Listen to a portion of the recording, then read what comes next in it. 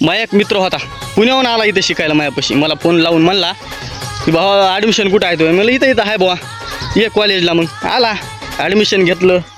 1 वर्ष मी ज्या वागणीच्या मागं होतो तिला दाणे टाकले, चॉकलेट, कॅडबऱ्या, गुलाबाची फुलं, शेंगदाणे सगळं दिलं तिला. घरातली कापसं विकून गंगाखेडला. तरी घरचे म्हणू लागले पैसा कुठं जायला, पैसा कुठं जायला आहे. कापसाला भावा 8,000 असतं तर मी 7च सांगायचा. सगळे पैसे तिकडे जाऊ लागले ना. पण हे कार्यकर्ता पुण्याहून आला मस्त. पुण्याचं तुम्हाला तर माहीत आहे, ड्रेसिंग सेन्स, स्टाईल, बोलण्याची स्टाईल, चालण्याची स्टाईल, गाडी, पुन्हा गड्यानं आल्याला दुसऱ्या दिवशी कार्यक्रम उरकिला आणि पुन्हा मला घेऊन गेला वर्गात. कायला दाखवायला. बरं म्हणलं बुवा ठीक आहे. येता मी बी 2-4 फोटो काढून घेतली.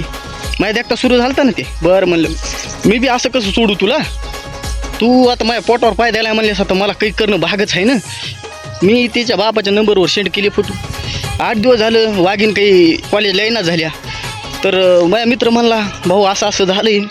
काय झालं की म्हणला कॉलेजलाच येईना झाली रे ती. म्हणलं काही झालं असेल, फोनची वाट बघायली, कॉलेजला यायली, लगेच घरी जायली. पण मी नाही सांगतील बुवा मी असं केले म्हणून. कमेंट सेक्शनमध्ये तुम्ही सांगा मी बरोबर केलं का वाईट केलं. माझ्यापर्यंत मी बरोबरच केले.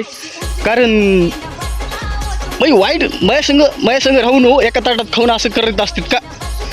मीच बोलून घेतलं त्याला पुण्याहून इथं, पुन्हा मीच सोबत होतो त्याच्या.